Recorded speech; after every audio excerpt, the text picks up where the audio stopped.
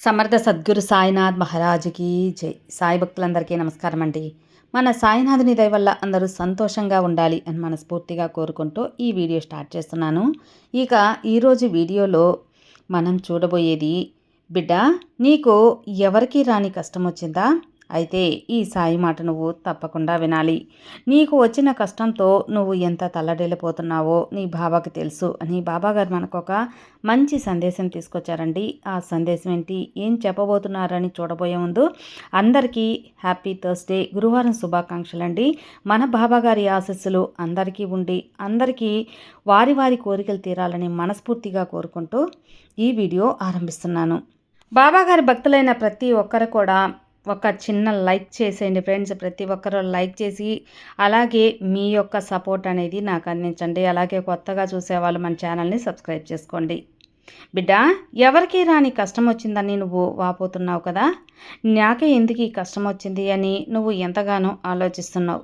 బాబా, నేను ఎవరికి కూడా ఎలాంటి కష్టము తలపెట్టలేదు, ఎవరికి అన్యాయం అనేది తలపెట్టలేదు. అయినా నేను ఎందుకు ఇన్ని కష్టాలని అనుభవిస్తున్నానో నాకు అర్థం కావడం లేదు అని నువ్వు ఎంతగానో వాపోతున్నావు. అవును తల్లి, కష్టాలు మంచి వాళ్ళకే వస్తాయా అని నువ్వు వాపోతున్నావు కదా. అది నిజమే. ఒక్కొక్కసారి మంచి వాళ్ళని మరింత శుద్ధి చేయటానికి ఈ కష్టాలు అనేవి కొందరికి వస్తూ ఉంటాయి. ఒక కోణంలో నుంచి చూస్తే ఆ మాట కూడా వాస్తవమే అనిపిస్తుంది. ఆపదలో ఆదుకునేవారు, కష్టాల్లో గట్టెక్కించేవారు, సమస్యలు చుట్టుముట్టినప్పుడు పరిష్కార మార్గాలు చూపేవారు మంచివారే కదా. అలాగే కొన్ని లెక్కల ప్రకారం ఇలా కూడా పరిగణిస్తారు. ఆరోగ్య సమస్య తలెత్తినప్పుడు వైద్యున్ని సంప్రదించాలి. సమస్యలు వెళ్ళేవి, అలాగే అంశం పట్ల పరిజ్ఞానం మంచివాళ్ళ దగ్గరికే కదా వస్తుంది.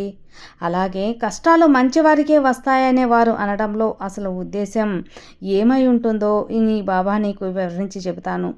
మంచి వాళ్ళకు కష్టాలు వచ్చాయి అంటే అది మీరు ఏదో చెడ్డవారు, మీకు అన్యాయం జరగాలని కాదు.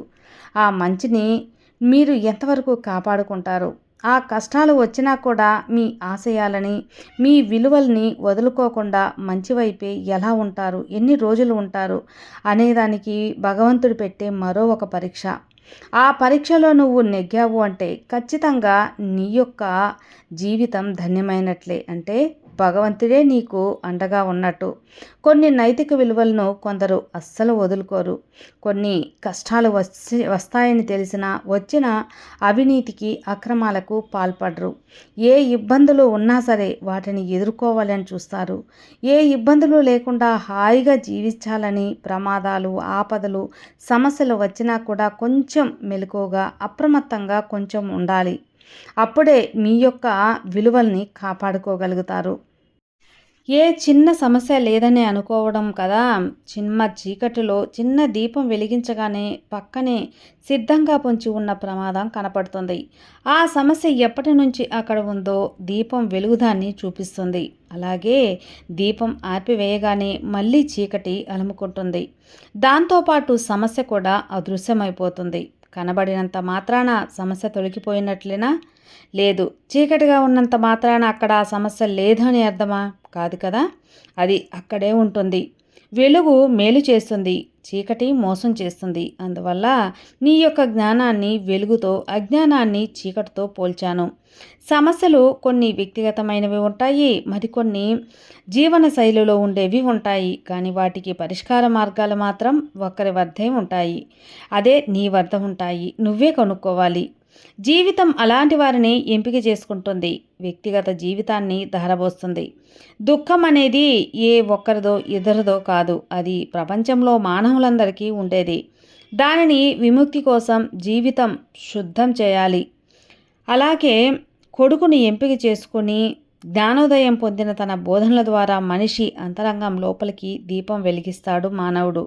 మానవులందరికీ దుఃఖోపవేశం కలిగించడానికి మనకు చాలా వరకు పరమాత్మ కృషి చేస్తూనే ఉంటాడు. ఎప్పటికప్పుడు మన తప్పులు ఎంచి వాటిని బయటికి చూస్తూ ఉంటాడు. కానీ మనం అజ్ఞానంతో వాటిని చూడలేకపోతూ ఉంటాం. జ్ఞానంతో ఒక్కసారి చూసి మన తప్పుల్ని సరిచేసుకున్నావు అనుకో, ఖచ్చితంగా నీ జీవితం అంతా వెలుగుమయంగా ఉంటుంది. ఈ యొక్క కాలంలో మానవుడు అంధకారంలో మగ్గుతున్న దశలో చీకట్లను తరిమికొట్టడానికి జీవితం అనేది వెలుగు కోసం ఎంతగానో ఆరాటపడుతుంది. నీకు బాధ్యత ఉంది.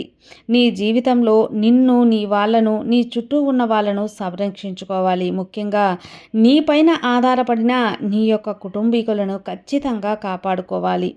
ఆ కాపాడుకునే క్రమంలో ఎలాంటి సమస్య లేకుండా ఖచ్చితంగా దీపం వెలిగించి నలుమూలలా ఏ యొక్క సమస్య పొంచి ఉందో చూసుకొని దాన్ని తరిమి కొట్టాలి. నీ వాళ్ళను కాపాడుకోవాలి. అది నీ బాధ్యత కూడా. అది చేయాలనేటప్పుడు ఎన్నో కష్టాలు నీకు ఎదురవుతూ ఉంటాయి. కానీ ఆ కష్టాలను నువ్వు భయంతో కాకుండా కొంచెం బుద్ధిశాలితనంతో ముందుకు వెయ్యి. ఖచ్చితంగా నీకు విజయం అనేది అందుతుంది. విజయం పొందటానికి ఏదైనా సాధించటానికి పని చేయాలనే సంకల్పం ఉంటే చాలు బిడ్డ. నీలో అవయవ లోపం ఉందా, లేదా నీకు డబ్బు ఉందా, ఇదేమీ కాదు. ఏ యొక్క చిన్న లోపం ఉన్నా అదొక అవకాశంగా తీసుకొని సహాయం పొందటానికి చాలామంది ఉన్నారు ఈ కాలంలో. అలా కాకుండా నువ్వు ఏ యొక్క లోపం ఉన్నా దాన్ని సరిచేసుకుంటూ ముందుకు వెళ్ళి విజయం అనేది ఖచ్చితంగా నువ్వు దక్కించుకోవాలి.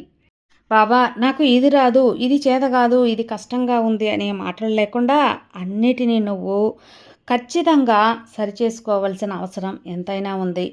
ఒక విధంగా వినికిడి లోపం ఉంది అనుకో, వారికి చూపు చురుగ్గా ఉంటుంది. బలహీనత బలంగా మలుచుకునే విజయం నీకు ఖచ్చితంగా ఉంటుంది. ఒకవేళ తల్లి తొందరపాటు వల్ల గుడ్డులో నుండి బయటకు వచ్చే సమయానికి శరీర పైభాగం మాత్రమే ఏర్పడుతుంది. అలాగే అవయవాలు క్రింది భాగం తయారు కాలేదు. తల్లి పొందిన వరం వల్ల చాలా బలిష్ఠుడిగా పుట్టాడు. కాళ్ళు లేవు కనుక బలం మొత్తం చేతులకే వచ్చింది. అనూరుడనే అతనికి కాళ్ళు లేవని నిరుత్సాహపడలేదు. కూర్చొని చేసే పనిని ఎంచుకున్నాడు. క్షణం మాత్రం కూడా విశ్రాంతి లేకుండా తిరుగుతూ ఉండే సూర్యుని రథాన్ని సారథ్యాన్ని వహించాడు.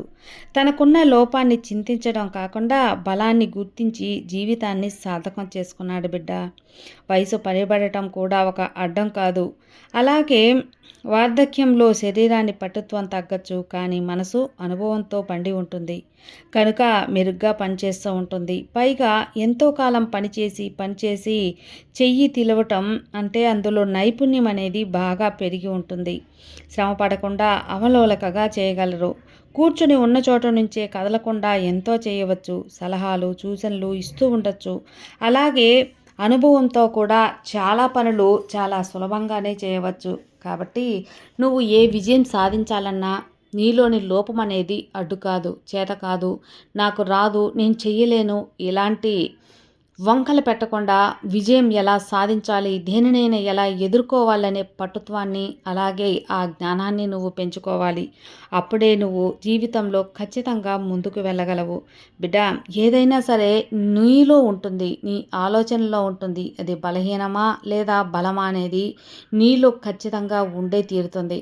విన్నావు కదా బిడ్డ, ఈ మాటలన్నీ నీ కోసమే. ఇవన్నీ పాటించినప్పుడు తప్పకుండా నీకు విజయం అనేది కలుగుతుంది, నీ కోరిక తీరుతుంది. నువ్వు మంచి విలువగల వ్యక్తిగా సమాజంలో పేరు కూడా పొందుతావు. నువ్వు గొప్పగా ఉండాలనే కదా నీ బాబా ఆశ. నీ బాబా ఆశీర్వాదం నీకు పరిపూర్ణంగా ఉంటుంది. సర్వే జనా సుఖినో భవంతు. జై సాయిరామ్.